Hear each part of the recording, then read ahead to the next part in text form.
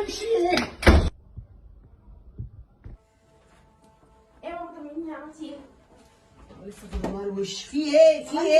عملتي ايه؟ عملت ايه؟ عامله الرقاق والمكرونه بشاميل، خلاص هقفل لها الوش. والبطه هي خلاص حمرتها. بس كده؟ وعامله المحشي. فينك يا اختي مستربعه على ايه يا اختي؟ شحال يا اختي بيجي لنا ايد ورا وايد قدام، واما اشوف النهارده بقى انا النهارده هيحكم على نفسه. ايه؟ المره اللي فاتت كانوا جايبين لنا كنافه. على قطعه الكنافه اللي كان اكلها وسايب لك حته المعفن العره وانا سكت.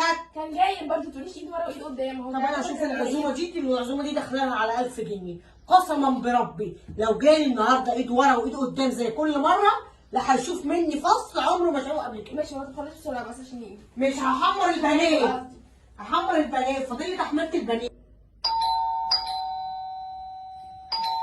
افتحي اللي موكوس كده، افتحي اما اشوف جايب ايه. روحي افتحي يا بنت.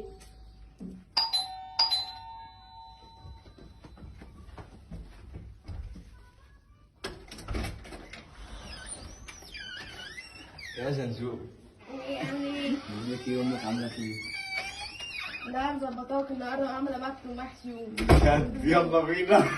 لسه هتعمله.